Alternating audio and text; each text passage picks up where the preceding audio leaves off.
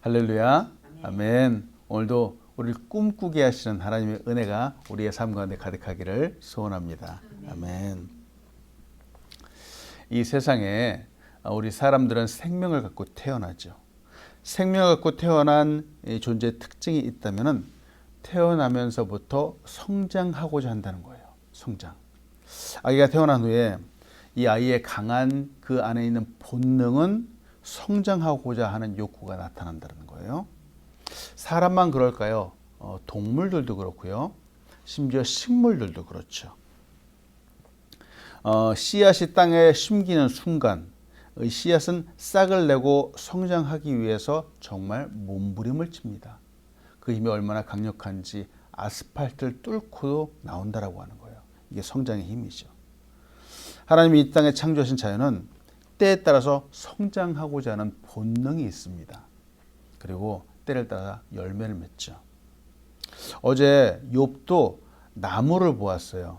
나무가 찍히고 잘려나간 것 같은데도 이 나무는 다시 살아난다라고 하는 거예요. 그래서 인생의 연약함과 비교를 하고 있죠.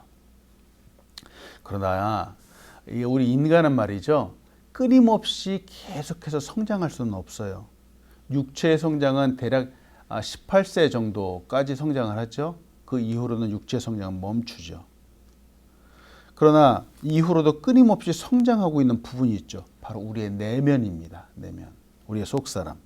우리의 속사람은 해를 거듭할수록 계속해서 성장해 나갑니다. 이 속사람이 성장하는 것을 조금 다른 말로 하면은 이것을 성숙해 간다라고 이렇게 말할 수 있겠죠. 그런데 이 성숙이 쉽지 않습니다. 성숙하기 위해서는 변화의 과정을 거쳐야 되죠. 근데 누구나 변화해야 한다는 걸 알고 있는데 정작 변화를 환영하는 사람은 많지 않습니다. 그래서 변화하고 성숙한데 가장 큰 영향을 주는 것이 바로 고난이라는 거예요. 고난이라는 거예요. 고난을 통해서 인생이 내가 생각하는 것과 정말 다르구나 이런 것들도 생각을 하게 되고요. 그래서 바로 그 부분에서부터 생각이 변화되기 시작을 하죠. 바뀌는 거예요. 그리고 깨닫게 되고 그렇게 하기 싫어하는 변화를 그때서야 고난 당하고 나서야 이제 하나씩 변화하기 시작한다는 거예요. 그래서 고난을 통과한 후에 나타나는 반응이 크게 두 가지입니다. 고난 후에 깨닫고 변화하고 성숙하여서 그래서 인격도 훌륭한 사람으로 나오는 사람이 있는 반면 누구는 끝까지 변화하려 하지 않는 거예요. 그래서 고난이 길어지면 길어질수록 여전히 독해지고 또 고집스러워지는 거죠. 이처럼 사람이 바뀐다는 것이 참 어렵습니다. 기적이라도 볼 수 있죠. 그래서 하나님 말씀을 보면서 또 설교를 들으면서 그렇구나 하고 미리 깨닫고 변화한다면 이보다 좋은 것이 또 있을까요? 하나님 말씀은 이 모든 것들을 우리에게 이미 말씀해 주고 계신데 말이죠. 하나님 말씀을 듣고 깨닫고 회개하고 변화된다는 것. 참 우리가 당연히 해야 되는데 역시 이것도 쉽지만은 않습니다. 왜냐하면 이렇게 변화하기 위해서는 하나님 말씀을 비추어봐서 내가 죄인이라고 하는 사실을 먼저 깨달아야 되기 때문에 그렇죠. 이 사실을 인정하는 것 자체가 어렵습니다. 저도 그랬어요. 저도 복음을 처음 들었을 때 예수님을 영접하기 위해서 내가 죄인이라고 하는 사실을 고백해야 될 때 마음속으로 얼마나 많이 갈등을 했는지 모르겠습니다.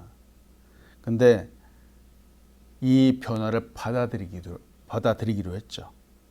예수님으로 인해서 저의 삶이, 저의 인생이 그 이후로 바뀌었습니다. 정말 변화되었습니다. 이 세상을 살아가면서 무엇이 가장 중요한 것인가 알지 못했던 삶이 이제는 예수 그리스도가 가장 중요하다라는 것을 깨닫게 되었죠. 이제 그 어려운 변화를 넘어서 이 새벽에 오신 여러분들을 주님의 이름으로 환영합니다. 정말 잘 오셨습니다. 우리의 삶 속에서 놀라운 변화와 축복이 가득하기를 간절히 소원합니다. 13장 후반서부터 욥은 하나님께 기도를 하고 있죠. 기도를 하고 있는데 직접 기도하다가 하나님이 아무런 답변이 없는 것 같았어요. 그래서 이제는 여인에게서 태어난 사람이라고 하는 3인칭까지 쓰면서 돌려서 묻고 있습니다. 고난 중에 욥이 자연을 바라보면서 또 자기의 죽음에 대해서 깊이 생각을 하고 있죠. 그의 고백, 그의 탄식을 듣고 있으니까 말이죠. 그가 고난 중에서 미처 생각하지 못했던 부분들도 욥은 다시 한번 보고 생각하게 되는 거예요.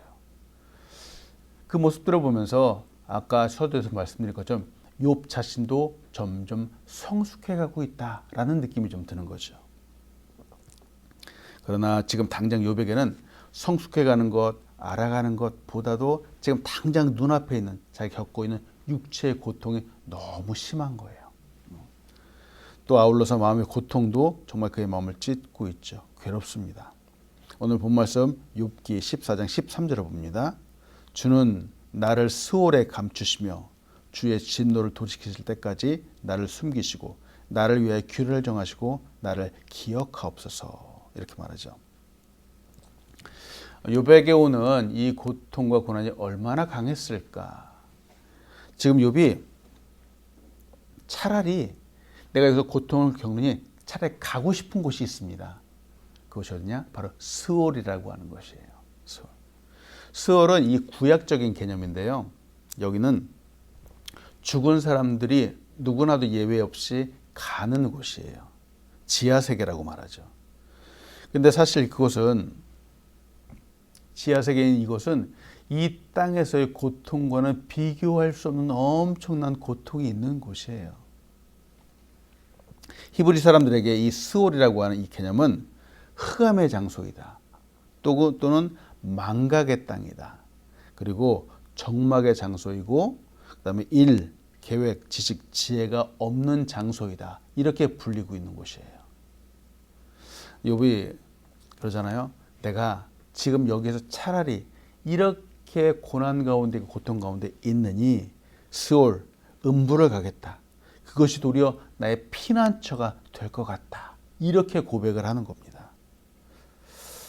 얼마나 고통이 심했으면 이렇게 얘기했을까? 물론 이해되죠. 근데 지옥에 가면 끝인가요? 거기에서는 한 가지 문제는 다시 나올 수가 없다는 것이 문제예요. 맞습니다. 지옥에 가면 거기는 다시는 구원받을 길이 없습니다. 영원토록 말이죠. 근데 지금 욥이 말하고 있는 이 내세관이 우리가 생각하는 내세관과 약간 좀 다르죠. 욥은 이 스올을 피난처로 생각하고 있으며 그곳에 숨어 있다가 혹시 하나님의 시간이 끝나고 그 정하신 게 다 하면은 자신을 다시 살려주시지 않을까 이렇게 생각을 하고 있는 거예요. 14절로 15절을 봅니다. 장정이라도 죽으면 어찌 살리이까? 나는 나의 모든 고난의 날 동안을 참으면서 풀려나기를 기다리겠나이다. 주께서는 나를 부르시겠고 나는 대답하겠나이다. 주께서는 주의 손으로 지으신 것을 기다리시겠나이다. 바로 전에 욥은 나무와 인생을 비교하면서 인생은 죽어서 흔적이 남지 않는다 이렇게 얘기를 했던 사람이죠. 그런데 흔적이 남지 않는 인생과 함께 지금 풀려나기를 기다리겠다고 하는 이게 앞뒤가 맞지 않는 거예요. 인생의 무상함을 이야기하면서 동시에 소망과 믿음을 동시에 이야기하고 있는 거죠. 장정이 죽으면 살아날 수 없죠. 근데 나는 이 모든 고난을 참아가면서 풀려나기를 기다리겠습니다. 이렇게 말하는 겁니다. 때가 되면 주님이 나를 부를 것입니다. 그때 나는 대답도 할 것입니다. 욥의 마음속에는, 욥의 믿음 속에는 하나님은 분명히 기다려 주실 것을 믿었습니다. 라고 고백하는 거예요. 확신하고 있죠. 네, 아까도 잠깐 말씀드렸지만 여기서까지 보고 싶은 것은 바로 욥의 신앙관이에요. 신앙관. 분명 앞에서는 죽음을 이야기했는데 여기서 이어서 풀려날 것을 기다리고 있다라고 말하고 있죠. 무엇과 비슷해 보이냐면 바로 부활신앙과 비슷해 보이기도 하죠. 부활에 대한 소망이에요.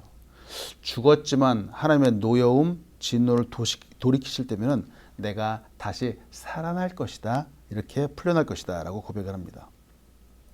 그때는 하나님의 부르실 때 내가 네 하고 대답하며 하나님 앞으로 갈 것이다. 라고 말하죠.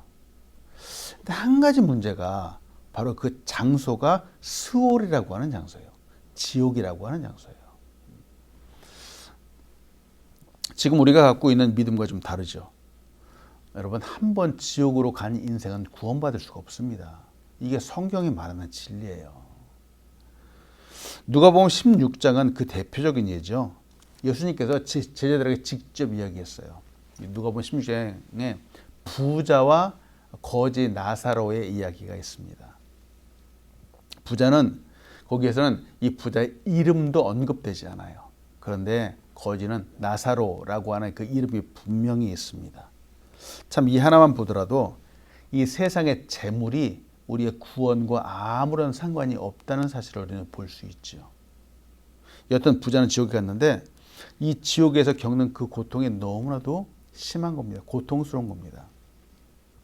그래서 부자가 아버지 아브라함한테 부탁하잖아요. 아버지 아브라함이요, 저 나사로를 나에게 잠깐만 보내주십시오.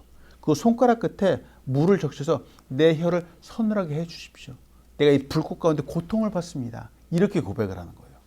그런데 이 아브라함의 이야기, 이 대답이 참 재미있죠. 천국에서는 지옥으로 갈 수도 없고 또 지옥에 있는 사람들이 다시 구원받아서 천국으로 올 수도 없다. 그건 도저히 있을 수 없다라고 딱 단호하게 이야기를 합니다. 누가복음 16장 26절이죠. 그뿐 아니라 너희와 우리 사이에 큰 구렁텅이가 놓여 있어 여기에서 너희에게로 건너가고자 하되 갈 수 없고 거기서 우리에게 건너올 수도 없게 하였느니라. 이게 누가복음 16장의 말이에요. 이 이야기만 보더라도 우리가 이 땅 가운데 우리가 생명을 가지고 이 땅에 사는 날 동안 우리가 믿는가 믿지 않는가가 너무 중요하다고 하는 거예요. 이 땅에서의 기회를 놓치면은 또 한 번의 기회가 있을까? 없습니다. 미안합니다. 없습니다. 버스가 지나간 후에 손을 흔든다고 지나간 버스가 다시 돌아오지 않습니다. 때문에 여러분 예수님을 믿으셨는지요?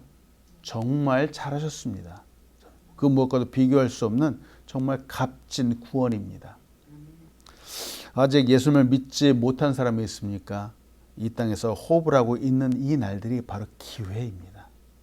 구원받을 기회이고 바로 오늘이 구원의 날입니다. 은혜의 날이고 때문에 내일로 미루시지 마시기 바랍니다. 근데 욥이 이 땅 가운데 살아가는 욥은 아직도 이 개념을 잘 모르고 있는 것 같아요. 이 부활의 교리는 사실은 욥이 사는 그때는 잘 몰랐다가 시대가 바뀌면서 신약 시대로 오면서 성경을 통해서 명확하게 드러나게 되었죠. 욥이 지금 고통하죠. 지금의 고통보다 차라리 스올로 가는 편이 낫겠다라고 말합니다. 착각이죠. 모르는 소리입니다. 이 세상의 모든 고통들과 비교할 수 없는 고통이 바로 그곳에 있습니다. 때문에 우리 구원받은 우리는 이 땅에 살고 있는 이 사람들을 위해서 전도해야 되겠습니다. 16절부터 19절을 봅니다. 그러하온데 이제 주께서 나의 걸음을 세시오니 나의 죄를 감찰하지 아니하시나이까. 주는 내 허물을 주머니에 봉하시고 내 죄악을 싸매시나이다. 무너지는 산은 반드시 흩어지고 바위는 그 자리에서 옮겨지고 물은 돌을 닳게 하고 넘치는 물은 땅의 티끌을 씻어버리나이다. 이와 같이 주께서는 사람의 희망을 끊으시나이다. 이 16절을 시작하면서 그러하온데라고 하는 단어가 등장을 하는데요. 이 단어는 그러나 지금은 그런 뜻이에요. 그러나 지금은. 앞에서 욥이 그 나름대로 그래도 소망을 이야기를 하죠. 그런데 그나마 고통을 피하기 위해서 음부를 숨기를 바라지만 훗날 부활의 소망을 품는 건 사실인데 내가 이 소망을 품으면 그러나 지금은 하나님이 계속해서 나의 죄를 살피시고 징계하시고 소망을 품지 못하게 하시는 것 같습니다. 지금 너무 괴롭습니다. 라고 하는 그런 뜻이에요. 왜 주님께서는 이토록 하실까? 마치 주님의 그 모습이 나의 걸음걸음까지 하나씩 세시는 것 같아 보입니다. 이렇게까지 표현을 하는 거죠. 나의 모든 죄를 조목조목 보고 계시는 것 같습니다. 17절에서 그러잖아요. 나의 허물을 주머니에 봉하셨다가 죄악을 싸매신다 라고 또 표현을 하죠. 이 욥의 죄악과 허물을 잊지 않으신다라고 하는 표현이죠. 왜 우리도 그러잖아요. 그 아주 소중한 건 아니지만 그래도 중요한 것들을 내 주머니에 이렇게 넣죠. 돈도 그렇고요. 어떤 열쇠 같은 것도 주머니에 일단 보관을 하죠. 이렇게 주머니 넣는 이유는 필요할 때 꺼내서 쓰기 위해서입니다. 욥이 지금 이렇게 표현하는 거는 하나님이 내 죄악을 주머니에 넣는데 하나님의 때가 되면 이 죄악을 다시 꺼내어서 나를 심판하셔야 함이 아닙니까? 바로 이런 표현이에요. 하나님도 욥의 죄를 주머니에 넣고 봉해 주셨다가 나중에 잊지 않고 심판하시고 판결하실 것이다 라고 말하는 거죠. 근데 욥이 어제도 말씀드렸지만 하나님을 오해하고 있어요. 우리가 믿고 하나님은 정말 이러신 분일까? 우리의 죄악들을 낱낱이 기억하셨다가 정말 다 하나님의 때가 되면 심판하시는 분일까? 우리는 우리의 고난, 어려움 앞에서 사람들도 오해할 수 있고 또 하나님도 오해할 수 있음을 우리는 잊지 말아야 되겠습니다. 때문에 몸이 피곤하거나 때로는 짜증이 난다거나 할 때는 어떤 중요한 결정을 하지 않는 것이 지혜입니다. 그때 급하게 결정을 했다가 꼭 실수를 하게 되는 경우들이 있죠. 다음날 중요한 일이 있으면은 전날 충분한 휴식을 취하는 것도 좋습니다. 학생 시절에 그렇잖아요. 다음날에 시험이에요. 시험인데 시험 준비를 한다고 밤새서 이제 공부를 하는 거예요.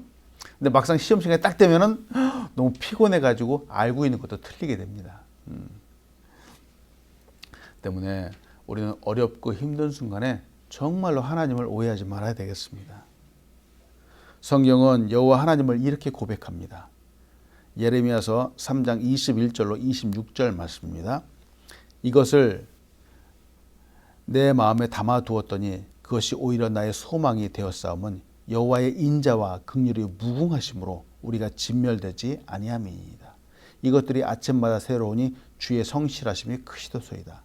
내 심령에 이르기를 여호와는 나의 기업이시니 그러므로 내가 그를 바라리이다 하도다. 기다리는 자에게나 구하는 영혼들에게 여호와는 선하시도다. 사람이 여호와의 구원을 바라고 잠잠히 기다림이 좋도다. 아멘. 누구는 하나님을 정말 잠잠히 기다리고 정말 선하시고 좋은 분으로 보고 있어요.